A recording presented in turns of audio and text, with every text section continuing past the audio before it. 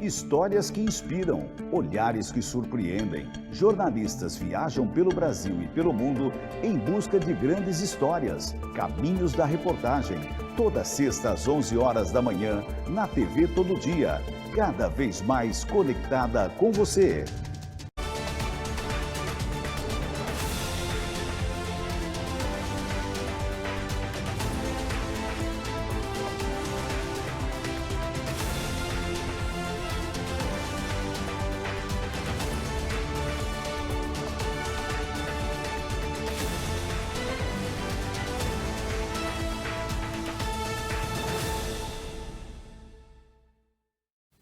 Olá, para você que acompanha a segunda edição do Jornal Todo Dia, deste dia 1º de maio de 2026. Parabéns a todos os trabalhadores. Aqui vocês ficam bem informados conosco, com o maior prazer trazendo as atualizações. Hoje com um pouquinho de atraso, porque você estava acompanhando a vitória do Internacional sobre o Santos por 3-0 pelo Brasileirão Feminino. E às 18 horas, mais 4 minutinhos, está no ar a segunda edição de hoje.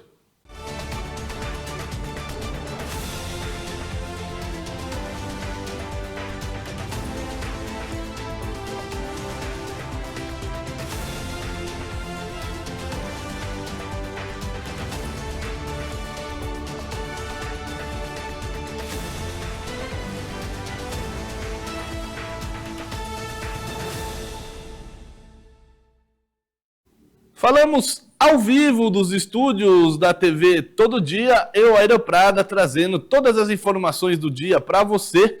E uma notícia de última hora, hein? Incêndio lá em uma escola em Limeira. Vamos acompanhar as imagens até o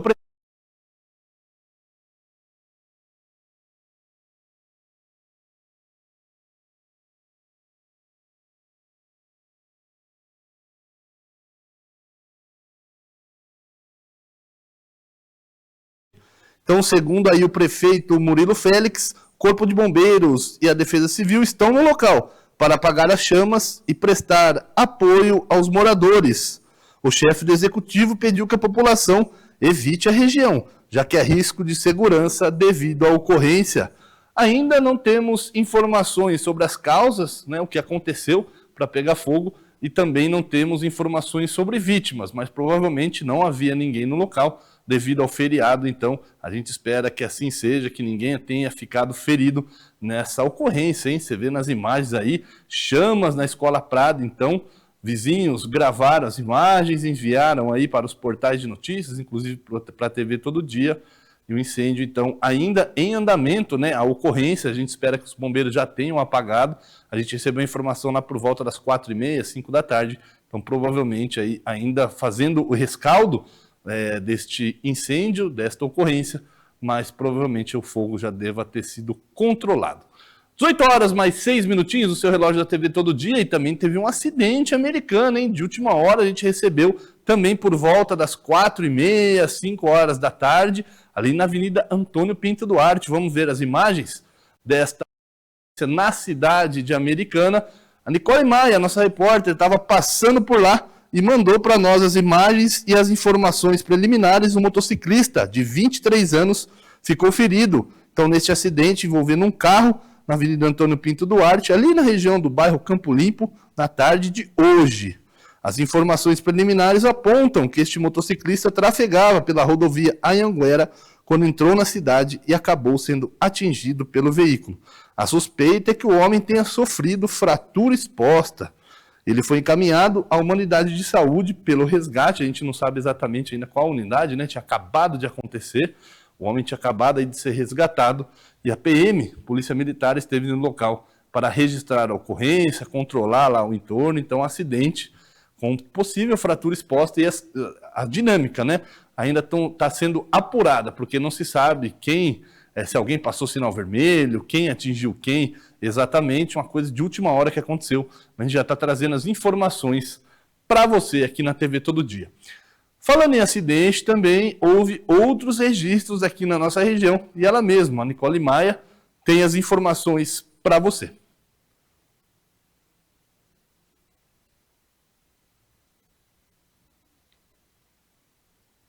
A partir de novas informações fornecidas pela família da vítima, a Delegacia de Defesa da Mulher de Hortolândia reabriu as investigações sobre o feminicídio da adolescente Nicole Pogeri, morta a facadas aos 15 anos e esquartejada por outros 2 adolescentes em julho de 2025. O corpo de Nicole foi encontrado em uma lagoa no Jardim Amanda. Os 2 adolescentes são o então namorado da vítima, de 17 anos, e uma menina de 14 anos que manteria um relacionamento com ele. Eles estão internados desde que foram apreendidos no Paraná dias depois e admitiram o crime. A dupla alegou uma suposta legítima defesa, mas respondem por ato infracional equivalente ao crime de feminicídio. O caso era dado como resolvido. No entanto, áudios atribuídos a familiares dos adolescentes implicados no crime, que foram obtidos agora pela mãe da vítima, Pete Magrin, e entregues à Polícia Civil, indicam o possível envolvimento de uma terceira pessoa. Esse terceiro envolvido seria um homem adulto, parente de um dos envolvidos, que teria atuado no esquartejamento e ocultação do corpo de Nicole. Inicialmente, acreditava-se que apenas o namorado teria atuado no desmembramento da vítima. A delegada Aline Croetzmann do Vicentim, da DDM de Hortolândia, confirmou na sexta-feira à TV Todo Dia a instauração do novo inquérito. Segundo ela, a nova investigação está embasada na relevância do material apresentado pela família de Nicole. Entre as informações estaria a mensagem de áudio de uma mulher afirmando que um homem adulto com experiência em enfermagem e parente do namorado de Nicole teria sido responsável pelo esquartejamento. Segundo a Secretaria de Segurança Pública do Estado, os áudios obtidos por Pete Magrin já estão passando por perícia. A titular da DDM de Hortolândia informou em nota que, em razão da relevância do material apresentado, foi instaurado um novo inquérito policial com o objetivo de apurar os fatos e verificar todas as circunstâncias envolvidas. Segundo a doutora Aline, as novas investigações encontram-se em andamento, sendo adotadas todas as diligências necessárias para o completo esclarecimento do caso. A delegada acrescentou que a Polícia Civil reafirma seu compromisso com a apuração rigorosa dos fatos, atuando de forma contínua e técnica em prol da elucidação integral do crime. Em uma investigação paralela ligada ao caso, o Núcleo de Observação e Análise Digital da Polícia Civil de São Paulo prendeu 2 pessoas suspeitas de integrarem um grupo que promoveria ameaças e perseguição online através de publicações no TikTok à família de Nicole. As prisões aconteceram no último dia 13 de abril, no âmbito da Operação Interestadual Persecutio. Os alvos foram 8 investigados, incluindo 5 mulheres e 3 homens. 3 deles seriam também adolescentes, com idades de 13 e 17 anos. Foram cumpridos mandados judiciais de busca, apreensão e prisão preventiva nas cidades de Presidente Prudente, Bicas, Belo Horizonte, Ibirité e Juiz de Fora, em Minas Gerais, e Ananindeua, no Pará. Segundo a delegada Liz Salvariego, coordenadora do núcleo, informações colhidas ao longo desse inquérito apontam que a própria morte da adolescente no ano passado pode ter sido incentivada, planejada e até mesmo transmitida pela internet, possivelmente através de plataformas de comunicação online como o Discord. A Operação Persecutio também apreendeu dispositivos eletrônicos como computadores, celulares e mídias de armazenamento que seguem sendo periciados. Quem tiver informações que possam auxiliar na solução do caso, pode ligar para o telefone 181 do Disque Denúncia ou para o 197 da Polícia Civil. Os telefones aceitam inclusive denúncias anônimas. De Hortolândia, Wagner Salustiano para a TV Todo Dia. Devo pedir desculpas para você que eu chamei a matéria dos acidentes, mas um equívoco da minha parte, entrou a da Nicole, um comentário rápido. A Priscila Magrin, né, conhecida como Pete Magrin, como você viu, ela deu à luz recentemente uma outra filha, né, talvez para tentar aí amenizar a dor. Quem é a gente para julgar, pelo amor de Deus? Nem filho eu tenho, imagina se eu tivesse perdido um. Mas ela está na luta, viu? Ela é bem guerreira, porque há suspeitas aí que mais pessoas do Discord estavam envolvidas, enfim. É um mundo, é um submundo, na verdade, onde as autoridades precisam investigar mais a fundo, ver se conseguem acesso, porque essa molecada do mal, né? Essa molecada do mal, tem gente que usa para o bem, não é a culpa da ferramenta, é culpa do ser humano. Usa para esse tipo de coisa, ameaçando a família, vê se pode um negócio desse. A mãe já perdeu a criança, assassinada, esquartejada, ainda tem que conviver com ameaças. 18 horas mais 12 minutinhos, o seu relógio da TV Todo Dia. Agora sim, vamos aos acidentes que aconteceram, infelizmente, na região, na reportagem da Nicole Maia. 2 acidentes registrados na quinta-feira nas rodovias Dom Pedro, em Campinas, e na Anhanguera, em Limeira, deixaram uma pessoa com ferimentos moderados, outra com ferimentos leves, além de 10 vítimas ilesas. As ocorrências provocaram congestionamentos e interdições nas vias. Em Campinas, na altura do quilômetro 132 da rodovia Dom Pedro, por volta das 4h30 da tarde, um caminhão trafegava pela faixa 3 no sentido norte quando colidiu na traseira de uma carreta, que foi projetada contra um automóvel modelo Fiat Palio. Segundo informações da Artesp, agente de transportes do estado de São Paulo, no entanto, os 3 ocupantes do carro e o motorista da carreta não se feriram. Já o condutor do caminhão teve ferimentos moderados. Com a batida, houve vazamento de carga considerada perigosa, mas em pequena quantidade. Equipes ambientais, a CETESB e a perícia foram acionadas. Também foi realizada a limpeza na pista. O acidente causou um congestionamento de cerca de 3 quilômetros. Em Limeira, o acidente ocorreu por volta das 6h30 da noite, na altura do quilômetro 139 da rodovia Anhanguera. Uma carreta perdeu o controle da direção e atingiu um utilitário, que foi lançado ao acostamento.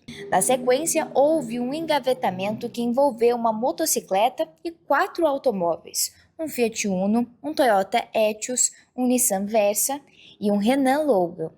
6 pessoas saíram ilesas e apenas um motociclista teve ferimentos leves.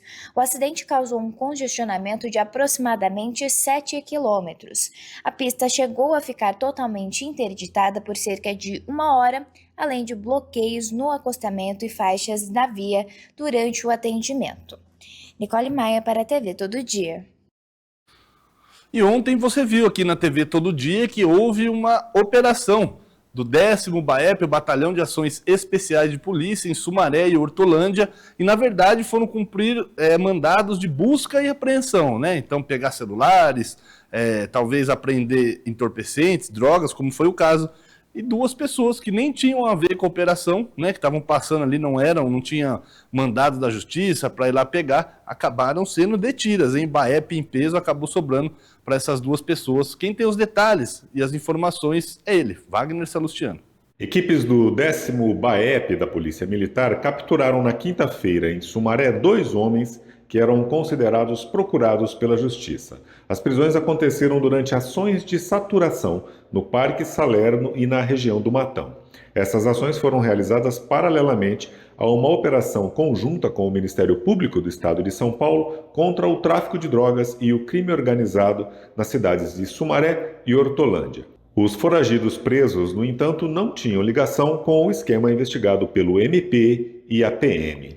A primeira captura aconteceu por volta das 10h30 da manhã no Parque Salerno. Uma equipe do BAEP avistou um homem de 40 anos com um volume suspeito na cintura andando pela rua Batatais. Feita a abordagem, os policiais descobriram que o homem era procurado pela Justiça, alvo de um mandado de prisão em aberto por um crime não informado. Ele foi entregue pelo BAEP no plantão da Polícia Civil do centro de Sumaré, onde permaneceu preso na cadeia pública anexa, aguardando transferência para uma unidade prisional. Pouco depois, às 11h10, outra equipe do BAEP se deslocou ao endereço de um homem de 25 anos, na rua Júlia Maria Galieta, no Jardim Nova Terra, no Matão. Ele era procurado por um crime de roubo, pelo qual foi condenado a 6 anos e 8 meses de prisão em regime fechado. Chegando ao local, os policiais foram recebidos pelo próprio procurado, que não reagiu. Ele foi entregue no 4º distrito policial da cidade, de onde também seria transferido para um presídio. Já a operação conjunta da Polícia Militar com o Ministério Público, deflagrada na madrugada de quinta-feira, cumpriu 10 mandados de busca e apreensão e terminou com 1.690 gramas de entorpecentes retirados de circulação. As drogas estavam em uma mochila localizada por um cão farejador da PM, escondida sob materiais de sucata em um ferro velho na Rua da Aviação, na Vila Soma. O alvo da equipe no local era um indivíduo conhecido como Irmão Jabu, investigado por envolvimento com o crime organizado. O ferro velho seria utilizado pelo investigado para guardar as drogas. Também foi vistoriada uma residência ligada à mesma pessoa e um aparelho celular foi analisado com autorização judicial. O telefone continha elementos que reforçam a ligação do investigado com o local, segundo a PM. A operação contra o tráfico por quadrilhas especializadas e a posse ilegal de armas de fogo nas duas cidades foi resultado de investigação do Ministério Público com apoio do 10º BAEP. Foram cumpridos mandados de busca e apreensão domiciliar em endereços previamente identificados e vinculados aos investigados, tanto em Sumaré quanto em Hortolândia. As diligências buscaram reunir provas, além de localizar drogas, armas e outros materiais de interesse das investigações. Nesta operação, ninguém foi preso, mas as investigações do esquema continuam. De Sumaré, Wagner Salustiano para a TV Todo Dia. Olha, daqui a pouquinho você vai ver uma reportagem muito bacana sobre um barbeiro que ele adotou cãezinhos comunitários, né? Esse termo ficou famoso, infelizmente, devido ao caso do cão Orelha, em Florianópolis, em que a suspeita de que ele foi assassinado por menores de idade, enfim, as investigações estão rolando, nem a nossa área de cobertura, mas para fazer esse paralelo. Mas agora a notícia envolvendo um cachorrinho é muito triste. Em Campinas, ele foi abandonado e as cenas foram flagradas e o caso virou notícia policial. Quer entender mais? Preste bastante atenção na reportagem da Nicole Maia. Uma advogada foi presa em flagrante por maus tratos a animal após abandonar um cachorro de pequeno porte, que passou a circular sozinho e apresentava desorientação. O caso foi registrado no bairro Chácara da Barra, em Campinas, na quinta-feira. A abordagem foi feita por policiais civis do Grupo de Operações Especiais, que realizavam a vigilância na região. Ao perceberem que o veículo se afastava, os agentes constataram a situação de abandono, registraram parte da ação em vídeo e realizaram a abordagem. Minutos depois, o animal retornou espontaneamente ao encontro da condutora e que confirmou o vínculo entre ambos. Diante dos fatos, a mulher foi presa em flagrante por maus tratos, caracterizado pelo abandono do cão idoso com aproximadamente 10 anos.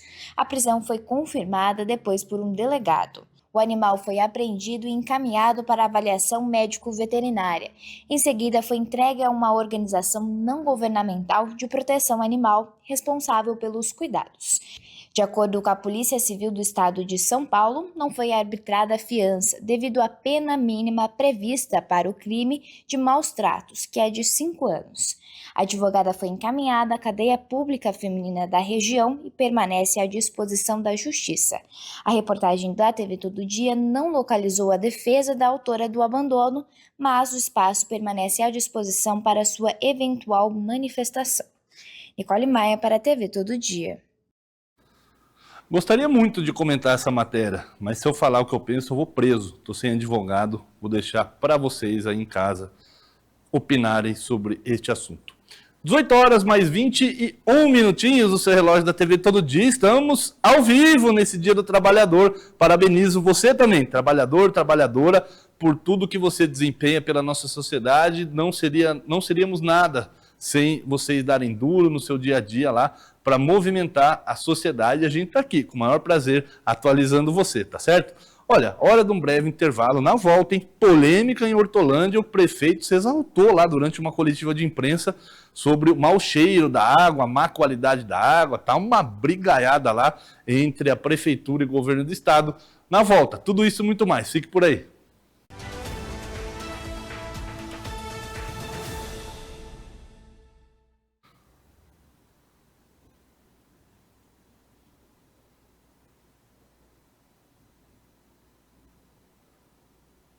Já estamos de volta? 18 horas mais 21 minutinhos no seu relógio da TV Todo Dia. Os anunciantes não quiseram aparecer hoje, então nós já estamos de volta aqui com a segunda edição do Jornal Todo Dia, ao vivo para você. E olha, polêmica em Hortolândia, como eu falei lá no começo, na volta, né, antes de a gente voltar aqui, então no intervalo, polêmica na cidade de Hortolândia por causa da qualidade da água, hein? Muitos moradores reclamando, a gente recebendo denúncias. E teve uma coletiva de imprensa, então, ontem, para o prefeito Zezé Gomes, do Republicanos, o vice-prefeito Cafu César, do PSB, explicarem a situação. Vamos acompanhar. O prefeito Zezé Gomes ameaçou nesta quinta-feira pedir o rompimento do contrato de concessão da URAI Sudeste com a Sabesp, caso os problemas com a água tratada de Hortolândia persistam ou voltem a se repetir. Zezé cobrou esclarecimentos da Sabesp sobre as causas exatas da cor, odor e sabor da água tratada distribuída nas últimas 2 semanas em Hortolândia. Muito diálogo com a Sabesp, conversamos com a Sabesp o tempo todo, reunião o tempo todo, falamos com a URAI, tudo, liguei no governo do estado, todas as medidas foram tomadas. Colocamos o PROCON na rua, porque o PROCON tem que olhar a qualidade dos produtos que está sendo vendido. Tudo isso nós fizemos, falamos com a Sabesp, o que veio da Sabesp para nós, que eles colocaram o carvão ativado lá na captação do do Jaguari, para melhorar com certeza a água. Se fosse do Jacuba era bom, né? Porque o nosso Jacuba aqui é limpo. Então, eu vou dizer a vocês, tudo isso nós fizemos e estamos cobrando a Sabesp. É a nossa ferramenta, é cobrar. Estou cobrando o Estado o tempo todo e pode ter certeza, nós não vamos sair do pé da Sabesp, do pé do governador, para que resolva isso o mais urgente possível. O prefeito adiantou também que solicitou reuniões com o diretor-presidente da Sabesp, Carlos Augusto Leone Piani, e com o governador Tarcísio de Freitas, para tratar do assunto. Eu exigi, na verdade, uma convocação com o presidente da Sabesp, Carlos Augusto Leone. Eu exigi que ele venha até aqui para prestar conta para a gente, porque a cidade de Hortolândia merece respeito. Foi dado prazo para a Sabesp apresentar alguma solução para a prefeitura? Como é que ficou em relação a isso, prefeito? Olha, eu dou prazo todo dia. Todo dia eu dou prazo, que a Sabesp tem que resolver o problema. Todo dia. Por quê? Tem que trabalhar 24 horas para resolver. Se não conseguiu antever, então agora vai ter que correr atrás, porque a população precisa de água. A população precisa de água de qualidade, até porque nós temos várias empresas do ramo alimentício na cidade que a gente precisa dar retorno para eles. Para o chefe do executivo, o problema poderia ter sido evitado ou sido solucionado mais rapidamente com o monitoramento contínuo da captação no Rio Jaguari, em Paulínia, que abastece ainda outras cidades da região. Eu acredito que deveria ter evitado. Se a gente tem na captação um trabalho o tempo todo de ver a qualidade da captação, nós poderíamos ter identificado na hora, o estrago seria muito pequeno ou nenhum. Zezé Gomes destacou também o pedido do PROCON municipal para que a água distribuída no período afetado não seja cobrada dos consumidores ou que o valor seja restituído. Ressarcimento e água de qualidade. O que o PROCON pode exigir é ressarcimento de qualquer produto que você venda que não tenha qualidade, é devolução do dinheiro ou outro produto de qualidade de volta, não é? Então, nós queremos de qualidade a nossa água. Por fim, o prefeito de Hortolândia adiantou a possibilidade de pedir às instâncias responsáveis que o contrato de concessão seja rompido se a situação persistir ou se repetir. Como o contrato nosso, o contrato agora com a privatização da Sabesp, ele fica realmente fora das nossas mãos, do nosso alcance, mas a justiça, a gente acredita muito na justiça, se eles não resolverem o problema, nós vamos até na última instância para romper o contrato com a Sabesp, sim, por que não? As posições foram passadas em uma coletiva de imprensa no Paço Municipal.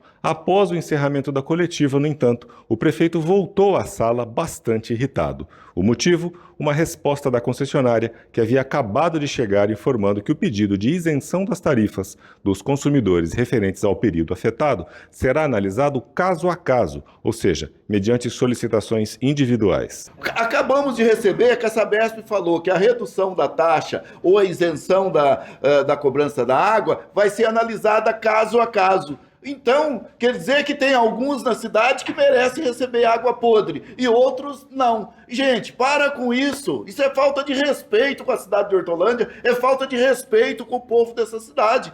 Olha, eu até agora tratei a Sabesp com muito respeito. Cobrei dentro da lei e tudo, mas é inadmissível uma resposta dessa. Prefeito e vice salientaram, no entanto, que os contribuintes devem pagar suas contas normalmente até uma eventual decisão sobre o ressarcimento. Sim, até porque eu estou pedindo, mas eu não posso determinar, até porque nós precisamos ainda conversar com o presidente da Sabesp, que ele já sabe disso, porque eu também já documentei isso via decreto, não é? E eu quero dizer que é o mínimo que você tem que fazer com as pessoas. Quando você vende um produto que não tem qualidade, devolva o dinheiro.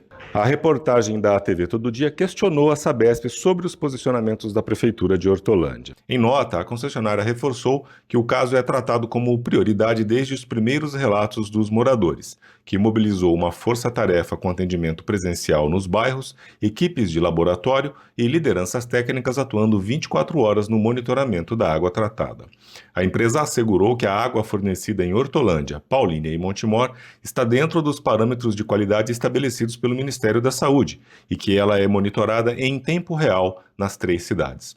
Por fim, a Sabesp pediu que os consumidores acionem seus canais para informar qualquer problema com água tratada que chega aos cavaletes e ligações para o envio de uma equipe. A Sabesp não se manifestou, no entanto, sobre a questão do ressarcimento ou desconto nas tarifas correspondente ao período problemático.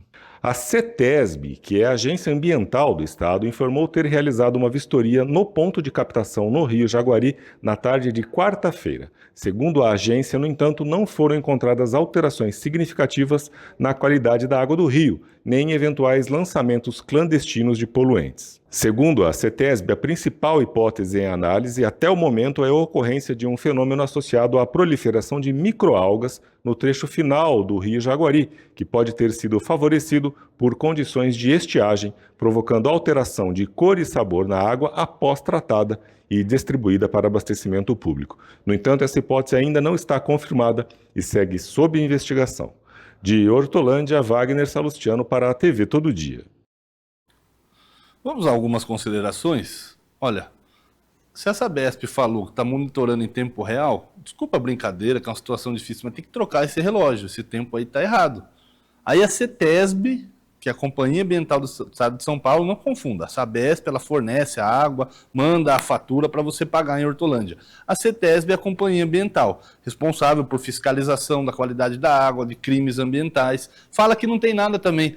Uma é ligada ao governo do Estado de São Paulo, a CETESB, e a Sabesp era ligada ao governo de São Paulo até ter a concessão, a privatização, e agora quem manda é a iniciativa privada. De toda forma, também há uma responsabilização aí do governo do Estado. Eu nunca vi o prefeito Zezé Gomes bravo desse jeito. Olha, conheço há bastante tempo, entrevistei eles em várias oportunidades, sempre calmo, mesmo em temas polêmicos, como, por exemplo, quando o vice Cafu César chegou a ser preso, né, acusado aí de supostos esquemas de desvios na educação, manteve a calma, eu nunca vi ele desse jeito. O Wagner Salustiano trouxe, então, esse recorte desse momento. Mas, assim, é o que eu falei ontem aqui. A CETESB veio aqui no Rio Jaguari, na região de Limeira, que também... Se você não sabe, o Rio Jaguari é um dos que formam o Rio Piracicaba junto com o Rio Atibaia, né? Eles se juntam e formam o Rio Piracicaba. E a CETESB falou que estava em campo. É claro que tem que estar em campo. Faz quanto tempo que essa notícia que a gente tem dado aqui? No portal, na rede social, em todos os lugares. E agora eles falam que só agora eles estão vendo e que não tem nada. A formação de microalgas devido à estiagem. É brincadeira. Tá certo o prefeito Zezé Gomes, hein? Certinho em cobrar. Tem que cobrar mesmo, porque vai estourar nele. A população vai cobrar ele e ele tem que mostrar que está fazendo alguma coisa, senão tem que ser responsabilizado também, certo? 18 horas mais 31 minutinhos no seu relógio da TV Todo Dia, e se a negociação entre Sabesp e Prefeitura de Hortolândia está difícil, a Defensoria Pública de Campinas anunciou então que negociações envolvendo aí então a entidade estão facilitadas. Quem tem as informações é a Nicole Maia. Campinas recebe, no sábado, dia 9, uma ação gratuita da Defensoria Pública do Estado de São Paulo para atendimento à população. A ação será realizada das 9 horas da manhã a 1 hora da tarde, no Largo do Rosário, na Avenida Francisco Glicério, no centro, com serviços mediante a pré-inscrição. O público poderá encontrar atendimentos relacionados à negociação de dívidas e demandas ligadas a serviços essenciais. Serão oferecidas orientações jurídicas, educação financeira e possibilidade de negociação direta com as empresas e órgãos parceiros. Para participar, é necessário fazer uma inscrição prévia pelo site da Defensoria Pública. Após o cadastro, os interessados recebem orientações sobre a documentação necessária. Ao todo, serão disponibilizadas 100 vagas para atendimento. Durante a ação, a população poderá solicitar inclusão em tarifas sociais, pedir religação de serviços, esclarecer dúvidas sobre cobranças e débitos, além de verificar a possibilidade de negociação ou prescrição de dívidas antigas. Nicole Maio para a TV Todo Dia. E hoje, como você sabe, dia 1º de maio, dia do trabalhador, dia do trabalho, como você prefira chamar, e às 18 horas mais 32 minutinhos, ao vivo, aqui no seu relógio da TV Todo Dia, estamos nos estúdios, trazendo todas as informações da região para você. E a Tayla Nogueira, nossa correspondente paulina e Cosmópolis, preparou uma matéria especial para a gente não passar o dia sem falar dele, abordar de uma forma diferente. Foi o que ela fez, humanizando a pauta, e a reportagem você acompanha agora. O trabalho atravessa gerações, molda histórias e constrói famílias. Em meio às mudanças do mundo moderno, há quem carregue no corpo e na memória décadas de dedicação, exemplos vivos de uma época em que o esforço começava ainda na infância. Hoje, no lugar da força bruta, máquinas e tecnologia dominam o cenário, mas para muitos trabalhadores, o valor do trabalho continua o mesmo. Comecei praticamente na lavoura da cana, ajudando meus pais, minha mãe. Com 7, 8 anos, a gente já começou no corte de cana, né? E na lavoura total, seria o arroz, feijão, milho, enfim, era a lavoura da região na época, né? Do campo para a cidade, seu Otávio construiu uma vida inteira atrás do volante. Meu pai era taxista, a gente morava no sítio, mas meu pai era taxista aqui na cidade. E em 1965, a gente começou com o carro dele. Depois foi quando eu adquiri a minha placa e, graças a Deus, já fui caminhoneiro, já tive de tudo na vida. Uma trajetória marcada por desafios, muitos deles ainda presentes nos dias atuais. Sempre foi difícil, que nem está agora, né? Hoje também está difícil para todo mundo, que depende do trabalho, não é muito fácil, a vida tem que ser bem controlada, né? Mas a gente está lutando, desde aquela idade que eu falei, e a gente luta até hoje, né? Se antes o trabalho dependia quase exclusivamente da força física, hoje a realidade é outra. Naquela época era um serviço mais brutal, porque tudo dependia assim da parte física, né? Hoje já é tudo com maquinários, né? Naquela época tudo que você ia fazer dependia da pessoa, do serviço brutal mesmo, não tinha tantas aparelhagens, tantas máquinas, que hoje é tudo com facilidade, né? Mas nem tudo mudou. A necessidade de trabalhar continua sendo essencial. Para levar o pão e o leite para casa tem que trabalhar. Para ele, o trabalho vai além da renda. O que o trabalho significou na vida do senhor? Melhor coisa da minha vida. Melhor coisa? Eu adoro trabalhar. Para mim, não consigo ficar parado, né? Domingo eu tenho que procurar algum serviço para fazer. Se eu não vir no ponto aqui, eu tenho que fazer alguma coisa. Não consigo ficar parado. Então, para mim, o trabalho é a melhor coisa da vida de um ser humano. E quando o assunto é a nova geração, o olhar é crítico. Com essa tecnologia de agora, as pessoas não querem pegar mais no trabalho, que se chama o trabalhador. Hoje é tudo nas maquininhas, tudo nas máquinas. Mesmo assim, ele acredita que o caminho continua sendo o mesmo. A melhor coisa mesmo é a pessoa se interessar no trabalho e trabalhar. Histórias como a de seu Otávio se cruzam com a de outros trabalhadores que também ajudaram a construir o próprio destino longe de casa. Vindos de outro país, com outra cultura e sem falar o idioma, muitos imigrantes encontraram no trabalho a única forma de recomeçar. Nós, quando vendia pão, não sabia falar português nem nada, né? A única coisa é mexer com terra, né? Do trabalho na lavoura ao setor industrial, a trajetória foi construída passo a passo. Começou de ajudante, depois trabalhou de soldador, depois foi para supervisor de solda, depois foi supervisor geral, né? Tocava a obra. Uma época que, segundo ele, exigia esforço, mas também oferecia oportunidades. Era muito bom serviço naquela época. Ganhava pouco, mas tinha muito valor. No valor disso. Ganhava pouco, mas valorização é muito. Hoje tem Tem volume, mas não tem valor, né? Turma, dava sangue para trabalhar. Com o passar dos anos, o trabalho trouxe estabilidade e garantiu o futuro da família. Eu acho que fonte é meu, né? Entendeu? Através de mim, que hoje está a família, minha família.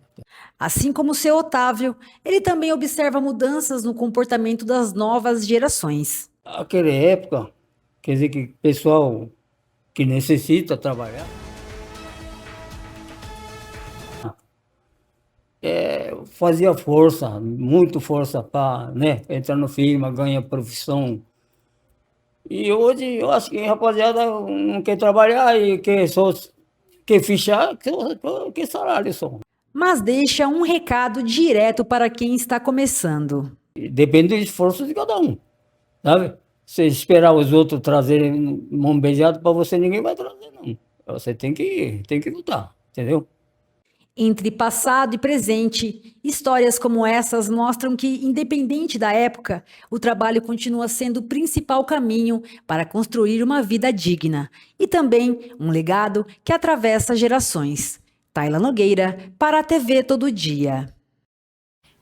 Muito legal, né? As histórias deles. Claro, todo trabalho tem que ser bem remunerado, você tem que ter lá todas os direitos conquistados pelos trabalhadores, isso é indiscutível. Mas também é indiscutível que o trabalho fortalece a sociedade, a gente consegue dar o sustento para a nossa família. Então é isso, muito legais as histórias desses dois senhores. Falando em trabalho, olha, um trabalhador em Americana, um barbeiro. Ó, eu vou explicar para você como que surgiu essa reportagem. Eu estava com o nosso parceiro de reportagens policiais, o Júnior Brock. Estava tomando um cafezinho lá na padaria La Suíça, também do nosso parceiro. Tomando um cafezinho, aí eu fui na conveniência, precisava comprar uma coisa que não tinha ali na padaria, que tinha acabado. Eu vi 3 caminhas de cachorro, assim, 4 caminhas de cachorro e uma placa de uma barbearia dentro de um posto de gasolina. Eu falei, Junião do céu, o que é isso aqui? Ele falou, cara, é o barbeiro lá, ele mantém os cachorrinhos comunitários. Eu falei, você tá com o microfone, tá com as coisas aí? Ele falou, tô sim. Eu falei, então bora lá conversar com ele sem o barbeiro saber. A gente preparou esta matéria. A rotina de Igor Ito Pereira, de 38 anos, transformou-se completamente com a chegada de 3 cãezinhos à Barbearia Lisboa, localizada em anexo a um posto de combustíveis no cruzamento da Avenida Europa com a Rua Copacabana, no Jardim Guanabara, em Americana. Então, há 5 anos atrás apareceu o primeiro cachorro. Aí ficamos com dó, colocamos comida e ele acabou ficando. Depois de uns 3 meses surgiu um outro, depois de mais 3 anos apareceu outro. E ficamos com os 3 aqui cuidando na barbearia. Primeiro veio o Saddam, que é o mais velhinho que nós temos aqui, já foi atropelado, já teve cirurgia. Depois apareceu a Lupita, que é uma caramelinha também. E por último agora, recentemente, apareceu o Ferrugem, que é o mais brincalhão aqui, é o mais crianção de todos. Ficou a gangue do caramelo aqui. Apareceu os 3 aqui e acabou ficando os 3. No local, os animais encontram mais do que abrigo, recebem ração, cuidados e muito afeto. Eu compro uma parte da ração, né? E tem algumas pessoas, pessoal que frequenta o posto, que gosta dos cachorros, acabam trazendo de vez em quando um saco de ração para nós. Tirando isso, também tem o Eduardo aqui da farmácia, né, ao lado da barbearia, ajuda a gente bastante também na parte de medicamento e cuidados com os cachorros, né? Mas a maior parte eu compro a ração. E tem algumas doações só, são poucas. Apesar da atmosfera de carinho, Igor faz um alerta importante sobre a presença de pessoas mal intencionadas que eventualmente tentam maltratar os cães, reforçando a necessidade de proteção e de vigilância constante. Já tiveram casos de atropelamento, porque aqui é uma avenida, né? Fica perigoso para eles. E uns também já foram chutados, né? O pessoal às vezes não gosta, acaba jogando o carro em cima, chutam eles. Mas infelizmente, né, cara, faz parte assim, do ser humano isso aí. Né? Para quem se sentiu tocado pela história e deseja contribuir com essa causa, Igor explica a melhor forma de fazer isso. Pode entrar em contato comigo ou frequentar aqui o posto, passar aqui no posto aqui. O posto trabalha de segunda a segunda. Pode deixar com os frentistas que depois repassam para mim. Então fiquem à vontade, da maneira que for, será bem aceito, muito bem-vindo a ração. prefiro que tragam a ração, sabe? Que eu não quero pedir dinheiro para ninguém, nada. Se puder adotar um cachorrinho, adote. Se puder cuidar, cuide. Faça de coração, cara. Que eu acho que nenhum animal e nem ninguém merece um sofrimento, né, mano? Essa história é um exemplo simples e inspirador de como a união de uma comunidade pode mudar o destino de animais que vivem nas ruas. De Americana, Aira Prada para a TV Todo Dia. Parabéns novamente ao Igor Ito Pereira, 38 anos, há 5, fazendo esse bem-estar aos animais. Reforçando, você quer ajudar? Você viu? Ele não quer saber de dinheiro, gente. Olha que cara legal. Além de tudo, muito honesto, boa praça, gente boa. Quer ajudar ele? Vá lá no cruzamento da Avenida Europa com a Rua Guanabara, com a Rua Copacabana, Avenida Europa com a Rua Copacabana, no bairro Guanabara, Jardim Guanabara.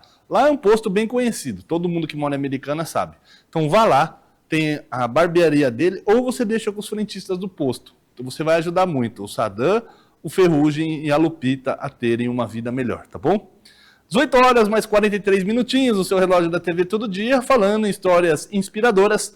O Diego Rodrigues, nosso repórter aqui, setorista da cultura da região, descobriu um menino, um escritor mirim, que já participou, inclusive, de programas de alcance nacional. É o que você acompanha na reportagem agora. Aos 14 anos, o estudante Eduardo Fonseca, de Americana, encontrou um jeito diferente de se aproximar da matemática, transformando números em histórias cheias de aventura. É com essa proposta que ele participa da Bet Brasil, uma das principais feiras de tecnologia voltadas à educação, que acontece entre os dias 5 e 8 de maio no Expo Center Norte, em São Paulo. Com destaque em competições da área, ele também já chamou a atenção no quadro Pequenos Gênios, do Domingão com Hulk. O escritor explica como percebeu que a matemática pode virar uma história e não só uma disciplina da escola. Então assim, né, eu sempre gostei muito de matemática e essa curiosidade me levou a perguntar qual que foi, como que surgiu a matemática, qual foi a origem da matemática. Aí eu pensei assim, eu quero ensinar isso, mas não de um jeito chato. Então eu pensei em fazer uma história e juntar a história com a história da matemática, entendeu? A origem da matemática com uma narrativa. E aí eu juntei as duas. Entre fórmulas e desafios, surgiram personagens, viagens no tempo e até uma missão para salvar a humanidade. Na obra, o aprendizado aparece de forma leve e envolvente. Eduardo conta como foi transformar um conteúdo que muita gente acha difícil em uma aventura divertida. Foi um pouquinho complicado porque eu não queria que ficasse muito técnico, né? E para não ficar chato. Então deu um trabalhinho para equilibrar as duas coisas, entre a narrativa e o conteúdo técnico. Mas no final, acho que depois de bastante tempo revisando e tentando de novo, eu acho que eu consegui fazer bem o negócio. Depois da experiência na televisão, surge um novo passo: alcançar leitores e ampliar o interesse pela matemática entre os jovens. Ele fala sobre a expectativa para apresentar o trabalho na Bet Brasil. Muito legal, né? Porque lá a Bet é um evento muito de educação, né? E é muito importante. E aí eu vou conseguir levar um livro que fala sobre matemática, onde tem um público para isso. Eu vou conseguir interagir com o pessoal que gosta de aprendizado, de matemática. Eu acho que vai ser muito legal. Novos projetos já estão nos planos, sempre com a proposta de estimular o interesse pelo conhecimento de forma acessível. O estudante deixa uma mensagem para quem ainda vê a matemática como um bicho de 7 cabeças. A matemática não é um monstro, né? Você tem que encarar ela um passo por vez, porque você não vai entender tudo de uma vez. Você tem que começar pequeno e aos poucos você vai entendendo. Eu mesmo, né, demorei para ficar bom do jeito que eu sou hoje em dia de matemática. Quando eu era criança, eu estudei bastante matemática. Todo dia eu pegava e estudava um pouco. No começo era um pouco difícil, mas depois você vai entendendo e construindo uma base, você vai começando a pegar as ideias mais rápido, entendeu? E não é tão difícil assim. A experiência na televisão também deixou marcas no caminho do jovem autor. Eduardo participou do quadro Pequenos Gênios do Domingão com Hulk, que reúne crianças e adolescentes com altas habilidades em desafios de raciocínio, memória e conhecimento. Depois dessa vivência, ele encontrou ainda mais motivação para seguir explorando a matemática, agora também por meio da escrita. Ele conta como essa experiência influenciou a decisão de se tornar escritor. No programa, eu sabia que eu já era bom em matemática, então eu queria fazer parte da matemática. No entanto, nos treinos, eu percebi que também eu era bom na parte das letras, né? E aí, depois do programa, a editora Inteligênios me procurou e viu se eu queria fazer um livro. E aí eu achei a ideia bacana e legal. E aí, depois do meu primeiro livro, eu vi que não era tão difícil quanto eu pensei, né? Porque eu comecei primeiro com um livro mais fácil, né? Um pouco menor, e agora tô fazendo um livro um pouco maior. Então, um passo de cada vez, eu acho que isso influenciou muito, me abriu a porta, entendeu? Tipo, o programa me abriu as portas para fazer o livro. Falando em influenciar, tem alguns livros que te influencia na sua escrita, ou que você gosta de ler mesmo? Fala um pouco dos seus hábitos de leitura. Eu sempre... Bom, quando eu tava na primeira série, na segunda série, eu li muito livro. E era nessa faixa etária, e eram livros parecidos com o meu primeiro livro que eu fiz. E aí, esses livros aí já me conseguiram uma base sólida. Além disso, a própria editora também forneceu livros para eu estudar e poder ter uma ideia como que funciona. E além disso, os livros da escola, que eu acabo lendo, que a escola também fornece, de trabalho. Então, tipo, Dom Casmurro, Droga da Obediência, alguns livros assim, me ajudaram bastante a ter essa parte técnica. O incentivo da família acompanha cada etapa dessa trajetória. Em casa, o aprendizado vai além dos livros e se transforma em incentivo constante. O pai comenta como é observar esse interesse desde cedo. É um desafio para a gente também como pai, porque é uma criança realmente que está sempre buscando algo a mais. O Eduardo tem muito interesse no estudo, ele é muito dedicado. Muitas das conquistas dele não é simplesmente pelo fato, é uma criança inteligente. É uma criança inteligente, mas uma criança inteligente com foco, com disciplina. Então ele está sempre buscando se desafiar. Então, um exemplo, mesmo quando ele participou no programa, ele estudava muito. Antes disso, o que aconteceu? Ele pegou matemática, que ele falou, ele fez Kumon, fez outras técnicas de matemática, que ele sempre estudava todos os dias. Então, a gente tem o desafio nosso como pai é ficar buscando alternativas, não só da escola, para ele poder estudar. Então, a gente buscou técnicas Kumon, depois Soroban, técnicas de programação. Então, tem que buscar várias atividades para ele poder estar preenchendo o tempo dele com o interesse dele, que é do estudo. Para o pai do estudante e escritor, a transpiração é mais importante do que a inspiração, quando o objetivo é alcançar grandes resultados. Eu acho que ainda a transpiração é o mais importante, porque você pode ver, não adianta ser só inteligente se você não buscar desenvolver isso. É que nem você pode ver, por exemplo, vamos até pegar um dos ídolos do Brasil, o Oscar, que foi jogador de basquete. Enquanto todos iam embora depois do treino, ele ficava lá arremessando vários e vários remessos. Então ele falou que ele dava muitos remessos depois do treino de todo mundo. E com o resultado disso, ele bateu recorde, foi o ídolo nacional. Então não foi só pelo talento dele, também teve o esforço. Aí você pode pegar o Rogério Ceni, jogador de São Paulo, goleiro. Ele depois dos treinos, ficava lá batendo um monte de falta. Conclusão, se tornou um dos goleiros mais artilheiros aí do mundo. Mas então isso mostra que a transpiração, eu ainda, na minha opinião, acho que é o mais importante. Eu vejo muito isso no Eduardo. Ele pega alguma coisa, ele pega para valer, ele se motiva em realmente buscar se melhorar a cada dia. Então isso é um mérito também dele, desse foco, dessa disciplina que ele tem no dia a dia. Diego Rodrigues, para a TV Todo Dia. E agora a Nicole Maia vai trazer um raio-x da imunização da dengue. A influenza foi responsável por 43 das mortes por síndrome respiratória aguda grave entre as semanas epidemiológicas 10 e 13 no Brasil. Mesmo com o cenário, a região de cobertura da TV Todo Dia apresentou baixa adesão do grupo prioritário à imunização. A gripe pode, principalmente no idoso, na pessoa que já tem outras doenças de base, como diabetes, doença respiratória crônica, insuficiência cardíaca, pode levar a casos graves, pode levar inclusive a internação e pode levar, não no idoso, pode levar inclusive a morte. Daí a importância da vacinação. Em 9 cidades analisadas foram aplicadas cerca de 236 mil doses da vacina contra a influenza. Campinas aplicou 134 mil, mas a adesão entre os grupos fica abaixo de 50%. São 35% de adesão nos idosos, 14% em crianças de 6 meses e menores de 6 anos e 32% em gestantes. Em Hortolândia, o cenário é similar. Foram aplicadas 18 mil doses em 2026. A cobertura entre crianças é de 9%. Entre idosos, a cobertura chega a 29% e em gestantes foi de 25%. Nenhum município está bom. Tem os que estão ruins e os que estão muito ruins. Se reverte reverte aumento de internações, né? Porque, como eu falei, as pessoas acham, eu tomo vacina de gripe e pego gripe. Realmente a gente sabe. E a gente sabe que, principalmente no idoso, tem um conceito que é a eficácia global e a eficácia para caso grave. A eficácia global da vacina da gripe, ela realmente não é lá essas coisas, dá 40%, 50%. Quer dizer, você, mesmo tomando a vacina de gripe, você vai ter 50% de chance de ter gripe. Até mais, 70% se for idoso.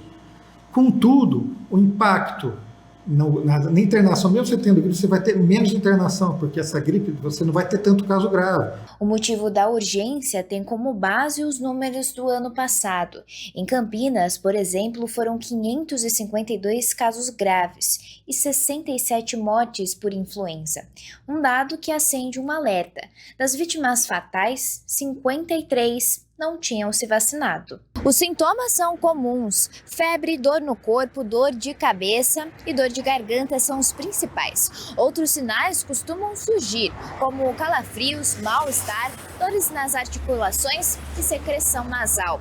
A evolução pode acontecer rapidamente nas complicações respiratórias. Influenza é um nome italiano, quer dizer influenza do frio, porque o aumento no caso dos meses mais frios, tá? É uma doença respiratória, de transmissão extremamente fácil, tá?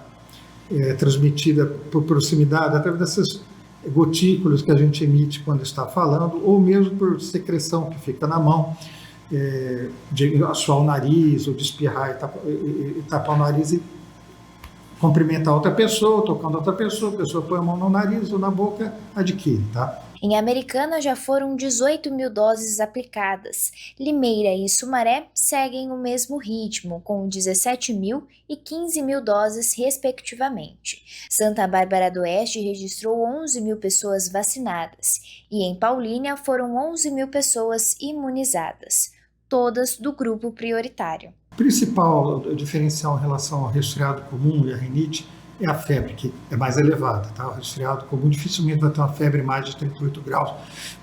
A gripe fácil chega a 38,5, 39. Pode dar bastante dor de garganta, tá? E dá um desconforto geral muito importante. Às vezes muita dor muscular, coisa que o resfriado comum não costuma dar, só dá um pouco de mal-estar. Muita falta de apetite. É comum ter dor de cabeça, tá? E é mais comum também dos olhos ficarem meio avermelhados. Então, a severidade dos sintomas é que diferencia o resfriado comum, que é causado pelo rinovírus, né, da gripe ou influenza, que é um quadro mais grave. Existem 4 tipos do vírus influenza: o A, B, C e D.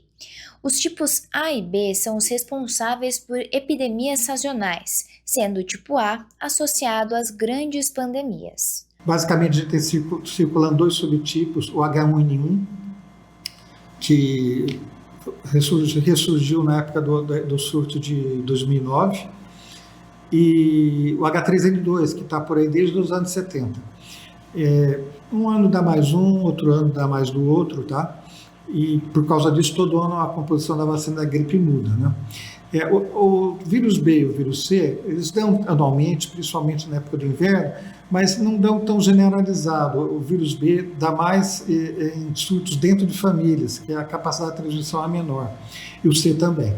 Então, clinicamente, o mais importante é o H1N1 e o H3N2. A gente se vacina também para o B, porque dá surtos domiciliares, surtos em comunidades fechadas. A síndrome respiratória aguda grave é uma condição que pode ser causada por uma variedade de vírus, mas que o estado gripal evolui para uma insuficiência respiratória. Começa a ter muita falta de ar, precisa de oxigênio, às vezes precisa ser até entubado. Do ano passado para cá, o principal causador dessa síndrome, o primeiro causador tem sido o vírus da influenza, tá? H3N2, H1N1. Em segundo lugar, o vírus respiratório sincicial, que agora tem se comentado bastante, né? Principalmente no respiratório sincicial das crianças pequenas e nos idosos. Covid está em terceiro lugar, ali empatado com o renovírus. A vacinação é destinada, neste momento, aos grupos prioritários, como idosos, crianças de 6 meses e menores de 6 anos e gestantes, e depois aberta para o público em geral. Infelizmente, todo ano sobra um monte de vacina, porque as pessoas de grupo prioritário muitas vezes não estão tomando. Estou conversando com você hoje, acabei de internar um paciente, fumante, bronquite crônica, não quis tomar vacina, porque diz que toma vacina e pega a gripe, chegou a ciência respiratória, avaliei na enfermaria, ele piorou, acabei de mandar ele para UTI. E as pessoas podem morrer de gripe, sim. Mesmo com a imunização, existem as chances de pegar a gripe. Entretanto, o estado é mais controlado. Parecido com o que aconteceu com a vacina do Covid. A pessoa tinha Covid, mas quem era vacinado, o risco de internar, o risco de morrer é muito menor. Isso precisa ficar claro. Tomei vacina da gripe, eu tive gripe. Falou, olha, se não tivesse tomado ia ser muito pior. E tem uma segunda coisa, a vacina demora umas 2 semanas, pelo menos, para fazer efeito. Se você tomou a vacina hoje, teve gripe dele 4 dias, não é porque você tomou a vacina, é porque não deu tempo da vacina provocar a produção de anticorpos que impedisse a pessoa de adquirir a doença. O exame para identificar a influenza é similar da Covid-19.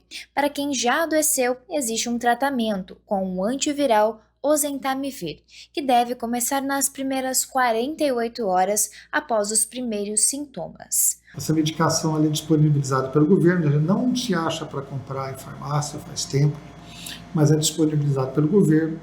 Usualmente fica nos prontos-socorros e nas unidades de pronto atendimento do município, e é um tratamento que é feito à base de cápsulas, são uma cápsula de 75 miligramas, uma de manhã e uma à noite, 2 vezes por dia, por 5 dias.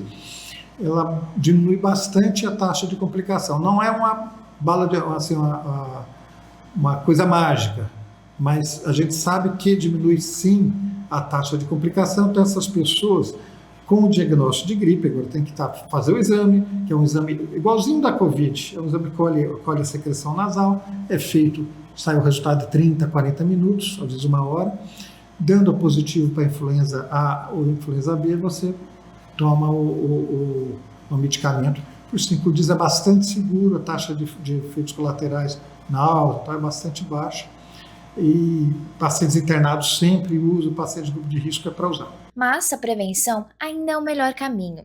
Além da vacina, valem as regras como mãos limpas, ambientes ventilados e evitar aglomerações. Se você faz parte do grupo prioritário, procure um posto de saúde mais próximo. Nicole Maia para a TV Todo Dia. Uma correção rápida que a gente estourou o tempo já. Eu falei dengue, pelo amor de Deus, é o feriado, gente. É gripe, é influenza. 7 horas em ponto, não dá tempo para mais nada. Ótimo final de semana para você. Acompanhe as nossas redes sociais. Jornal Todo Dia volta na segunda-feira, a primeira edição, às 7h30 da manhã. Tchau!